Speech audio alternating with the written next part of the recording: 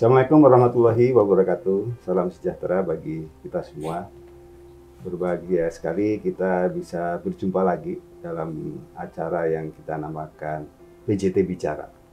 Jadi acara ini merupakan serangkaian talk show antara PJT, pengurus PJT dengan Ketua Paguyuban Kabupaten Kota di Jawa Tengah yang jumlahnya 35. Jadi nanti akan terjadi serangkaian talk show dengan narasumber dari Paguyuban dan dengan berbagai tema yang akan kita kupas. Perkenalkan, saya Hanif Utomo, kebetulan menjadi Ketua Bidang Humas di PJT. Dan kali ini kita mau mewawancarai narasumber yang sudah tidak asing lagi bagi kita. Yang pertama adalah Bapak Eris Herianto. Masih, Pak. Selamat siang, Pak. Selamat siang. Bapak Eris ini merupakan Marskal Madya TNI Purnawirawan dan pernah sibuk ketika dilakukan Asian Games pada tahun 2018 karena beliau menjadi sekjennya. Jadi orang yang paling sibuk saat itu adalah Pak Eris. Dan Pak Eris ini merupakan Ketua Forum Komunikasi Masyarakat Kudus. Jadi bupatinya Kudus di perantauan, begitulah kira-kira. Dan narasumber kedua adalah Bapak Leles Sudarmanto. Wah, ini juga udah banyak yang kenal karena hampir di semua organisasi ini ada Pak Leles ini. Jadi sudah akrab dengan kita dan menjadi Ketua PJT sejak 2017. Nanti akan berbincang-bincang dengan kita semua. Baik, mungkin kita bisa mulai perbincangan untuk edisi kali ini. Temanya adalah tentang budaya dan pelestariannya. Dan kebetulan Pak Eris ini yang dari Kudus banyak sesuatu yang bisa diungkapkan, budaya-budaya Kudus yang punya nilai-nilai kearifan lokal yang berbeda dengan wilayah lain di Jawa Tengah. Baik Pak Eris, mungkin kita mulai dari ini dulu ya, secara umum seperti apa gitu ya, bahwa di era yang modern ini kelihatannya budaya kita, budaya Jawa itu bukan hanya Jawa ya, secara nasional Nusantara bahkan dunia yang tadinya kekeh memegang kuat budaya sekarang sudah agak meluntur ini karena modernisasi. Nah, bagaimana kita bisa menyikapi hal itu gitu ya, menghadapi masalah seperti ini? Oke, terima kasih Pak Anies. Saya ingin menyampaikan pendapat karena kebetulan tadi sudah diperkenalkan saya dari Forum Komunikasi Masyarakat Kudus, di mana saya berasal. Ya. Jadi mungkin Kudus ini suatu kota kecil di antara Semarang dan Pati, dari 50 kilo dari Semarang, sebelah timurnya Jepara, dan di lereng atau di kaki Gunung Muria. Tidak besar, jadi penduduknya kurang lebih 1,5 juta. Penghasilan dari kota tersebut, saya lihat banyak industri. Industri di Kudus ini sangat besar. Kita lihat pabrik rokok biasanya. Dulu zaman perjuangan menuju kemerdekaan, ada yang terkenal itu Niti Smito. Yang mempunyai pabrik rokok tiga bola ya kalau nggak salah. Nah sekarang masih dilanjutkan pabrik-pabrik ini, industri ini, khususnya industri rokok yang masih kita lihat adalah Jarum, Sukun, Noyorono, kemudian juga Jambu Bol. Ini yang besar-besar, yang kecil-kecil banyak. Pada waktu kecil sampai 250 pabrik rokok waktu saya masih kecil. Nah sekarang masih ada sisa-sisanya, Dan karena perkembangan rokok ini juga sudah dikampanyekan oleh pemerintah tentang bahaya merokok, rata-rata ada diversifikasi mengenai industri. Elektronik juga ada sekarang, Polytron ada di Kudus yang menghasilkan peralatan-peralatan elektronik. Juga masih banyak industri-industri lain. Makanya yang saya tadi sebutkan di Kudus ini ada sebutan Gus Jigang. Gus Jigang? Ya, Gus Jigang. Bagus ngaji dan dagang. Filosofinya apa itu, Pak? Gus Ya, Jigang ini? artinya bagus kita mempunyai perilaku yang baik.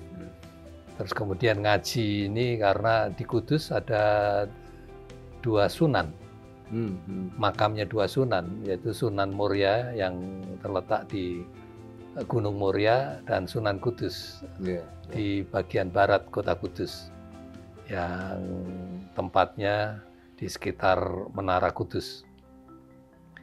Makanya kita juga terkenal dengan santrinya. Wilayah Kudus, maka disebut ngaji. Nah, dagang tadi itu apa? Kita banyak industri. Itu anunya apa? Secara garis besar mengenai kota Kudus yang bisa saya terangkan. Ya. Dan di Kudus kan ada juga ini ya Pak, semacam dalam tanda petik larangan makan daging sapi gitu ya. Sehingga di sana sotonya bukan soto sapi tapi soto kerbau, soto kebo gitu ya.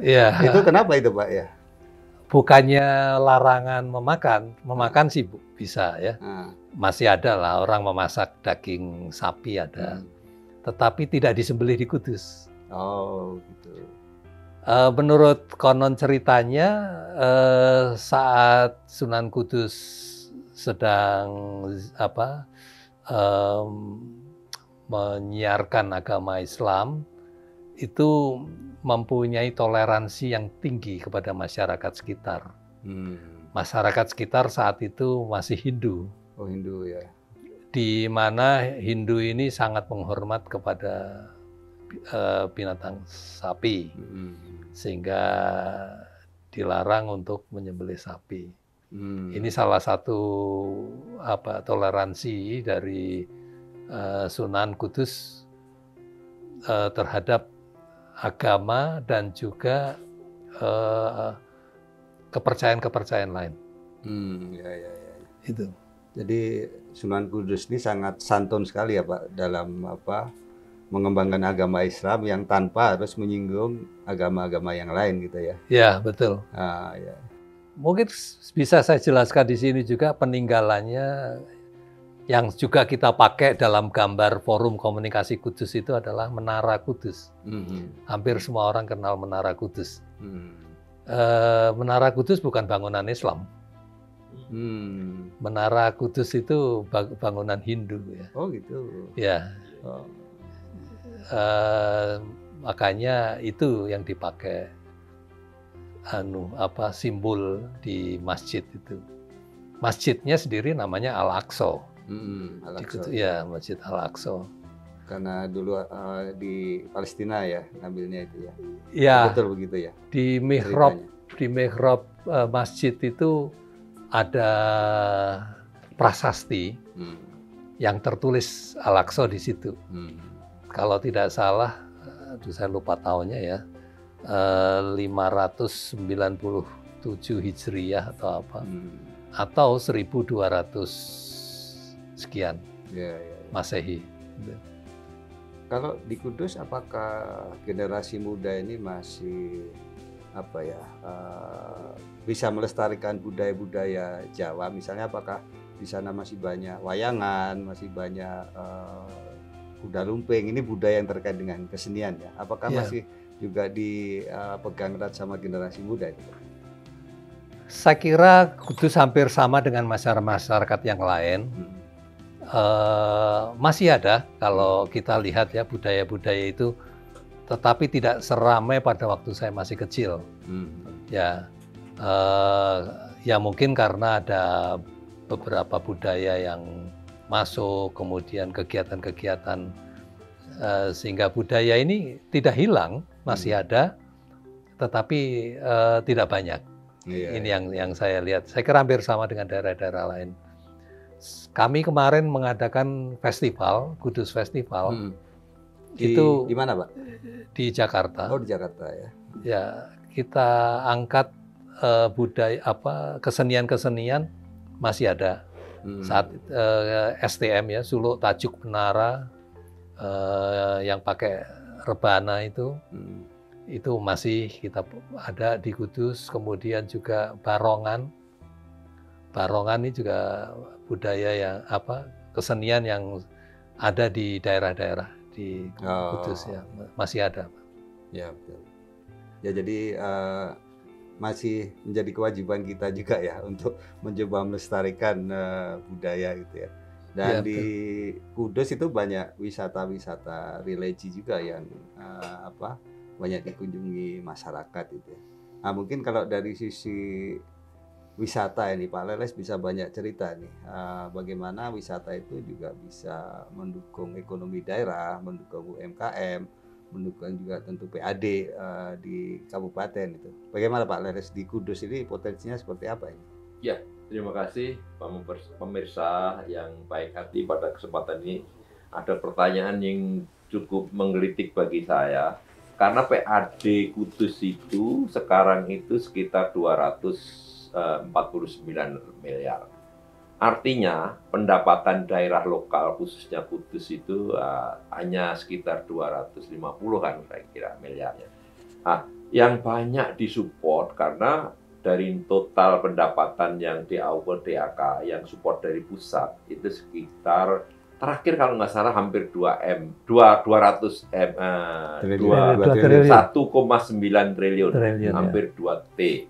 Artinya nggak ada 15%, baru 10% aja, sedikit naik, sedikit 11%. Sebab itu ini ada dua hal yang penting bagi saya, bagaimana PAD itu bisa ditingkatkan dengan cara-cara yang tadi seperti seni budaya atau budaya lokal yang religius tadi bisa dimaknai sebagai objek wisata. Karena banyak orang Indonesia, khususnya warga NU ya, kebanyakan itu pasti berkunjung ke tempat religius yang dulu ada Sunan Muria, ada Sunan Sunan Muria sama Sunan Kudus sama Sunan Kudus. Ini bisa dibikin yang semacam itu untuk menarik minat para pihak untuk kepentingan istilahnya rekreasi lah. Ini bisa salah satunya meningkatkan PAD yang ada di daerah. Tapi juga itu memang belum nendang, perlu gerakan yang luar biasa untuk bagaimana Kudus ini yang punya prospek seperti tadi, kalau nggak salah Bapak kita, Mas Karmadya Purnawirawan Eris ini sudah membuat pameran yang luar biasa.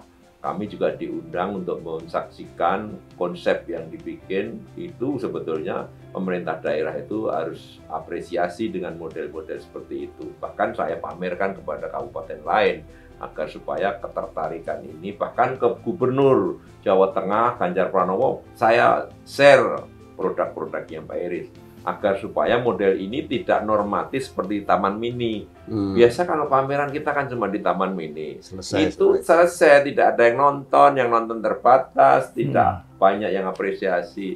Seperti yang dibikin Bapak kita ini dari Ketua Paguyuban yang ada di Kudus di Jakarta itu luar biasa.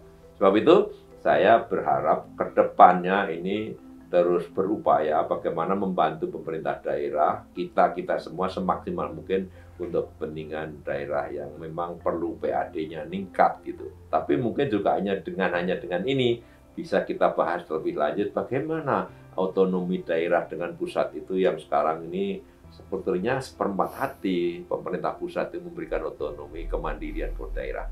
Itu kira-kira Pak. Ya, betul. Kalau kita lihat dari perkembangan ekonomi Indonesia gitu ya, kan cukup bagus lah dalam 20-30 tahun terakhir ini, sehingga kesejahteraan juga meningkat. Ketika kesejahteraan meningkat itu kan wisata yang tadinya kebutuhan tersier mungkin sekarang sudah menjadi kebutuhan sekunder, bahkan kebutuhan utama ya. Nah ini mungkin bisa dioptimalkan ya wisata-wisata di Kudus, baik itu wisata religi maupun wisata yang lain-lain untuk meningkatkan PAD dan terutama ekonomi masyarakat, karena ekonomi masyarakat bawah UMKM itu akan terdongkrak dengan cepat apabila wisatanya maju. Itu biasanya daerah seperti itu. Apakah masih memungkinkan itu Pak Eris kalau mengkaitkan? Ya, saya kira sangat memungkinkan, Pak. Tadi sudah sampaikan Pak Leles, ini saya ambil contoh wisata religi tadi. 2 dari 9 sunan itu ada di Kudus. Oh, iya, betul. Ya, dan ini di beberapa masyarakat selalu ingin melakukan wisata religi ini ke 9 sunan. Artinya bahwa yang 2 ada di Kudus ini pasti menjadi bagian dari wisata tersebut. Nah, kalau ini nanti berkembang, pasti akan menghasilkan PAD. Ya. Jadi untuk wilayah Kudus. Itu yang bisa saya lihat. Tapi selain itu, Kudus, ya mungkin sebelum saya cerita mengenai UMKM, 2 tahun terakhir ini kan ada COVID ya. Ini memang dampaknya besar sekali, Pak. Ya, betul. Ya, wisata religi ini sangat turun drop sekali. Mudah-mudahan menjelang setelah tengah tahun ini masyarakat itu sudah banyak bepergian kemana-mana. Mungkin ini suatu prospek menurut saya bahwa semester kedua di tahun 2022 ini kita bisa mengharapkan wisata-wisata ini bisa kembali lagi, Pak. Iya, iya betul. Itu ya. Yang kedua, untuk bisa meningkatkan wisata, ada kegiatan-kegiatan yang sebelum COVID ini berjalan. Sebagai contoh, di Semarang itu dikenal Dukder, kalau Pak Leles kenal ya, Dukder. Di Kudus itu seminggu menjelang Ramadan itu ada namanya dandangan. Ya, hampir sama dengan Dukder. Nah ini kalau ini dikembalikan lagi, saya yakin bahwa PAD akan meningkat, UMKM juga akan meningkat. Ya, karena di situ orang dari wilayah pelosok Kudus itu numplek-plek. Oh, di situ ngumpul ya? Ya, ngumpul dari masjid besar di Kudus sampai dari menara gitu. Itu jaraknya berapa, Pak? Mungkin 2 atau 3 kilo ya. Ya itu. Ya ini juga menjadi salah satu juga prospek ke depan. Kegiatan-kegiatan yang ada di Kudus. Ya. Selain itu juga dulu dikenal waktu saya kecil, seminggu setelah Lebaran ada wilayah-wilayah tertentu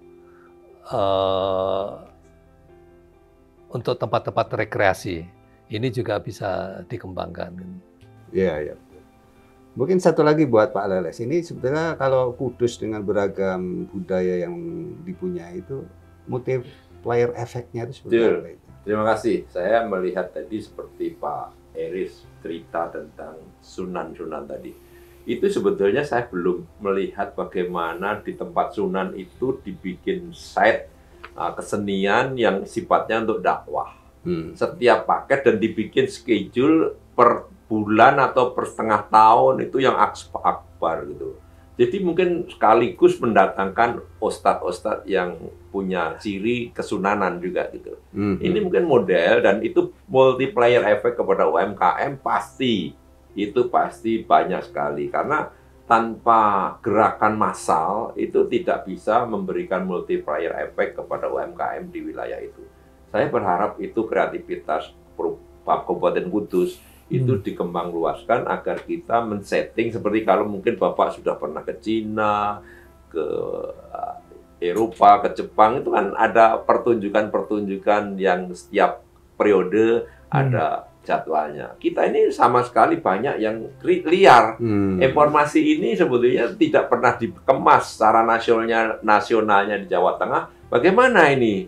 Nah, setiap kabupaten itu punya agenda apa? Kalau itu dikembang luaskan, insya Allah kami juga dari Paguyuban Jawa Tengah siap mempromosikan untuk mendorong turis asing maupun lokal kita bisa datang ke titik-titik sentral pariwisata itu. Ini jago sebetulnya. Ya. Itu ini menjadi PR kita bersama ya, termasuk PJT mungkin ya. Ya, kalau jadi, diminta tolong untuk ikut mensupport, wah sangat antusias kita ya. Ya, oleh sebab itu dari sisi program PJT yang sekarang ini kalau kita bisa terus bekerja untuk tempat Jawa Tengah umumnya, ini kami ini mau hiring beberapa tempat setelah kemarin dengan DPD, nanti ke universitas juga, nanti ke Jawa Tengah ngumpulkan bapeda-bapeda itu untuk diajak bicara.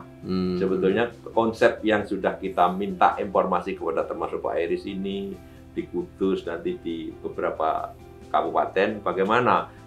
Atau nanti untuk kepentingan yang siapa mau jadi bupati, siapa yang mau jadi DPR, siapa yang mau jadi presiden, ini rekomendasi dari PJT itu ada. Jadi kita ini sebenarnya kalau kita teman-teman juga agak memahami ini, sebenarnya konsep ini untuk kepentingan masyarakat Jawa Tengah pada umumnya, gitu. Khususnya kabupaten-kabupaten punya peran untuk memberikan kontribusi untuk rekomendasi. Jadi sebetulnya ya lumayan Pak menurut saya, nggak usah nunggu DPR gitu. DPR juga nggak tahu apakah dia berperan untuk memberikan kontribusi yang baik atau hanya cuma ngurusin reses masing-masing DPR, cuma kepentingan untuk pemenangan selanjutnya. Ini kan nggak jelas gitu loh. Menurut saya kita yang orang netral harus bergerak untuk kepentingan Paguyuban Jawa Tengah dan di Jawa Tengah. Itu kira-kira. Ya, siap. Pertanyaan terakhir ini Pak Iris ya, kalau kita melihat kebesaran Indonesia ini kan dirajut dari sebuah kesatuan, sebuah kebersamaan di mana masing-masing daerah itu punya kearifan lokal.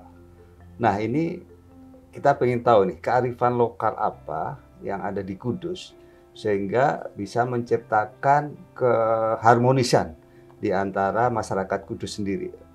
Seperti apa itu, Pak? Ya, terima kasih, Pak. Ini saya akan menyampaikan data yang ada di Kudus bahwa semenjak sebelum kemerdekaan sampai dengan kemerdekaan, di Kudus itu ada kerusuhan yang bersifat rasial ada sekali, Pak. Tahun 1918. Sekali aja? Sekali aja. 98 aman? Semuanya aman, Pak. Padahal di seluruh Jakarta dan Jawa rusuh semua gitu. Ya, gitu. Rame kan gitu, Pak. Ya. Karena apa? Saya melihat bahwa masyarakat Kudus ini mempunyai jiwa toleransi yang tinggi. Ya. Dan di Kudus sendiri sebetulnya masyarakatnya juga bervariasi, Pak. Maka disebut sekarang ini dipromosikan Kudus 4 negeri. Artinya apa 4 negeri? Ada dari suku asli Jawa, ada dari Arab, ada dari besar juga. Ini komunitas Arab di Kudus juga besar. Ada Cina dan juga ada dari Eropa. Makanya dari Eropa? 4 ya. 4 ini maka kita menyebutnya 4 negeri. Dengan berbeda-beda masyarakat kita tetap bisa harmonis. Itu menurut saya karena rasa toleransi masyarakat di Kudus ini tinggi, Pak. Apakah toleransi itu merupakan warisan dari para wali yang... Saya kira betul, demikian ya. Warisan yang saya tadi sampaikan bahwa Menara Kudus pun yang itu notabene pusat penyebaran Islam saat itu memakai bangunan-bangunan Hindu. Gitu. Ya kan, Pak? Menurut saya, Pak, ini apakah pemerintah Republik Indonesia tidak melirik model-model Kudus ini harusnya kan? Menurut Bapak gimana? Saya pikir kita ambil intinya ya, di dalam sejarah mengapa bisa seperti itu. Kalau kita melihat peninggalan-peninggalan bangunan pasti berbeda-beda kan, Pak ya. Nah, kita ambil intinya bahwa saat itu dalam hidup bermasyarakat, masyarakat Kudus itu saling menghargai satu dengan yang lainnya, mempunyai toleransi masing-masing dan hidup rukun. mungkin perlu saya sampaikan, saya pernah menghadiri acara ulang tahun peringatan Masjid Kudus, Menara Kudus. Saya diberitahu bahwa yang menyiapkan makan ini bukan dari pihak menara, dari masyarakat Kudus, apakah itu dari masyarakat Buddha, ada masyarakat Hindu, dan juga masyarakat yang lain. Dan acara itu, walaupun kita sifatnya keagamaan, perwakilan dari mereka itu juga datang. Saya lihat sendiri bahwa mereka itu datang. Artinya bahwa ini merupakan yang menurut saya perlu dicontoh dari wilayah-wilayah lain, bahwa apapun budaya yang kita masuk, kita harus toleran. Ya, Pak. Ya. Oke, baik Pak Eris, Pak Leles juga, pemirsa semua, warga PJT yang kami cintai dan juga masyarakat Indonesia. Kira-kira ini akhir dari perbincangan kita dengan Pak Eris dan Pak Leles, dan kita ada satu kesimpulan utama, yaitu adalah toleransi. Jadi kebersamaan kita, kebersatuan kita itu akan terwujud dengan adanya toleransi. Dan ini bagian dari seri PJT Talk dan nanti akan berlanjut dengan PJT Talk yang lain. PJT Guyub Gayeng Salawase. Terima kasih. Wassalamualaikum warahmatullahi wabarakatuh.